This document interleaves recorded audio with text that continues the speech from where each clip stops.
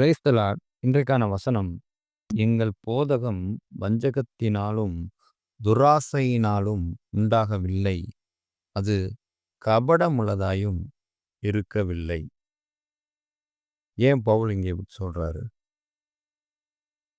போதகம் அப்படிங்கும்போது அறிவுரை கூறுகிறது, நற்செய்தி அறிவிக்கிறது, ஆண்டவரை பற்றி சொல்லுகிறது.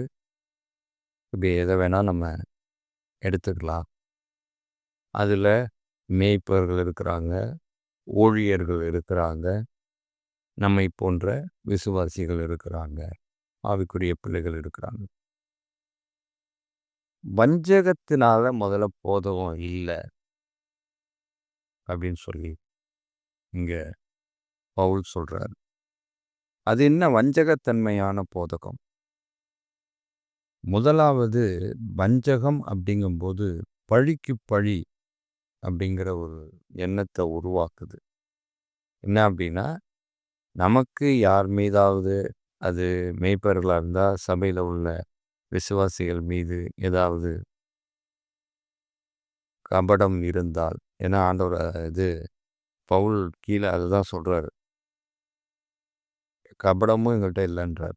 இப்போ அந்த கபடம் இருந்தாலும் அதை பழிக்கு பழி தீர்க்கிறவர்களாக அவங்க என்ன பண்ணுவாங்கன்னா, அந்த அறிவுரை கூறும்போது, நற்செய்தியை பேசும்போது, அவங்களை தாக்கும்படியாக, அவங்கள விமர்சிக்கும்படியாக, ஆவியானவருக்கு இடம் கொடுக்காம இவங்களா பர்சனல் அட்டாக் பண்ணுவாங்க.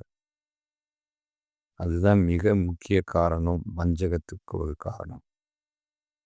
அப்படியெல்லாம் நாங்கள் நடந்துக்க மாட்டோம். போதகர்களுக்கு இருக்கிற மிகப்பெரிய ஒரு நற்சாட்சி என்ன அப்படின்னா, பர்சனலாக யாரையும் அட்டாக் பண்ணக்கூடாது. இப்போ நம்ம நேரடியாக பேசுகிறோம் இல்லையா, ஒருத்தர் நீங்கள் பண்ணியிருக்கீங்க தப்பு, இது தீமை, இது நன்மை அப்படின்னு நேரடியாக நம்ம பேசுகிறது வேற.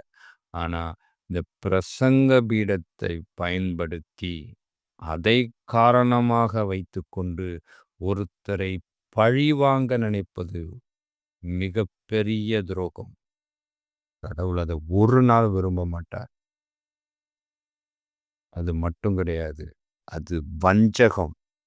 அப்படிப்பட்ட வஞ்சகத்தை ஒரு நாளும் நாங்கள் செய்ததில்லைன்னு பவுல் இங்கே நற்சாட்சி சொல்றாரு.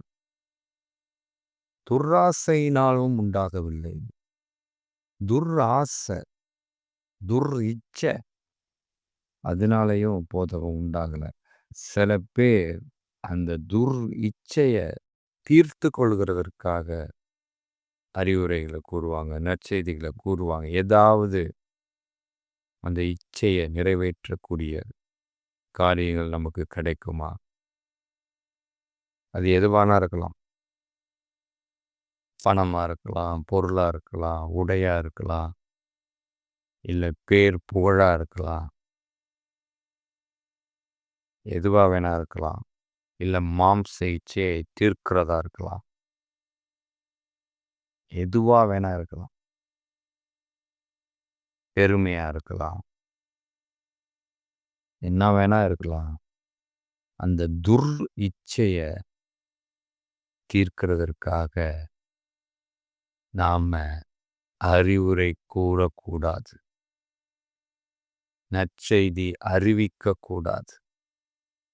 மெயினாக நமக்காக அறிவுரையையோ நமக்காக நற்செய்தியையோ மற்றவர்களுக்கு அறிவிக்கக்கூடாது.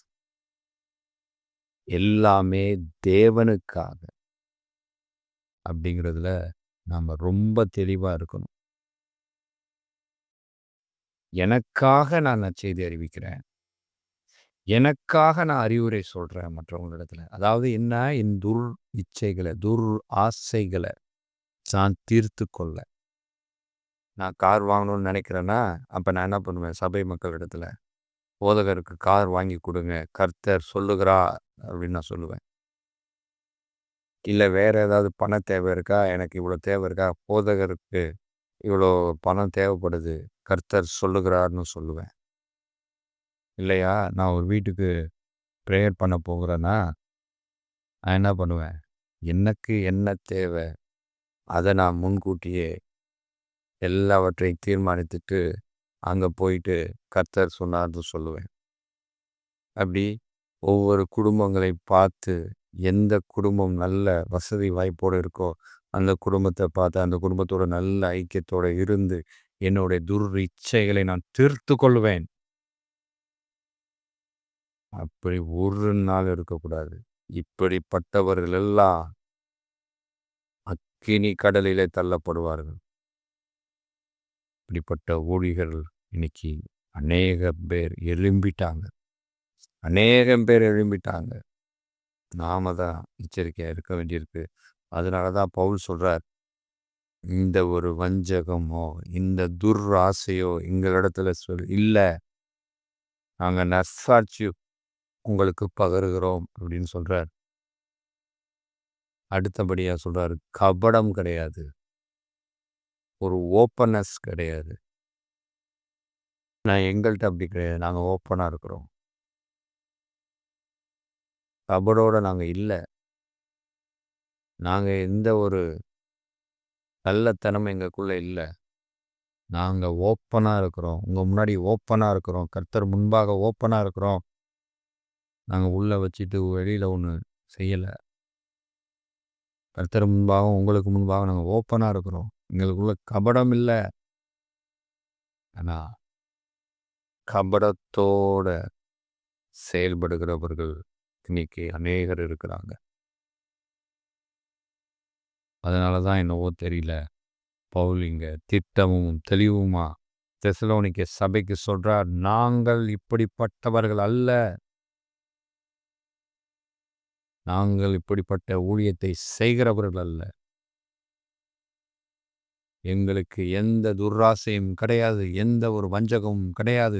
எந்த ஒரு கபடமும் எங்களிடத்திலே கிடையாது. ஒண்ணே ஒண்ணுதான் எங்களிடத்துல இருக்கு. உண்மை இருக்கு. அது ஆண்டவரை பற்றிய உண்மை. அதை மாத்திரமே நாங்க கூற வந்திருக்கிறோம். அதை மாத்திரமே நாங்க சொல்ல வந்திருக்கிறோம். அந்த சத்தியத்தை மாத்திரமே நாங்க பேசுவோம். ஒரு நாளும் அந்த சத்தியத்தை விட்டு எங்களுடைய துர்ராசையை நிறைவேற்றவோ, நாங்கள் வஞ்சகத்தனத்தோடு வாழவோ, கபட உள்ளவர்களாய் வாழவோ, நாங்கள் ஒரு நாளும் விட்டு கொடுக்க மாட்டோம். விட்டு விடவும் மாட்டோம் அப்படிங்கிறதுல இங்க உறுதியளிக்கிறார். இன்னும் இதை நீங்க பொது மொழிபெயர்ப்புல பார்த்தீங்கன்னா, ரொம்ப அருமையா ஆண்டவர் சொல்லியிருப்பார். மக்கள் மறைவாக செய்யும் வெட்கக்கேடான செயல்களை நாங்கள் தவிர்த்து விட்டோம். எங்கள் நடத்தையில் சூழ்ச்சி என்பதே இல்லை. கடவுளுடைய வார்த்தையை நாங்கள் திரித்துக் கூறுவதில்லை. மாறாக உண்மையை வெளிப்படையாக எடுத்துரைக்கிறோம். இவ்வாறு கடவுளின் முன்னிலையில் நல்ல மனச்சான்று கொண்ட அனைவருக்கும் நாங்கள் எங்களை பற்றி நற்சான்று அளிக்கிறோம். எப்படி சொல்றார் பாருங்க. இந்த உண்மைத்தன்மை ஒவ்வொரு ஊழியக்காரர்களிடத்திலும் இருக்கணும். ஒவ்வொரு மேய்ப்பர்களிடத்திலும் இருக்கணும். முக்கியமா விசுவாசிகளிடத்துல, ஆண்டவருடைய பிள்ளைகளிடத்துல இருக்கணும். இதுதான் இன்னைக்கு ஆண்டவர் எச்சரிக்கிறார். இந்த உண்மைத்தன்மை, இந்த நிலை உங்களிடத்திலே காணப்படுகிறதா அப்படின்னு சொல்லி கர்த்தர் கேட்கிறார். நாம என்ன பதில் சொல்ல போறோம்?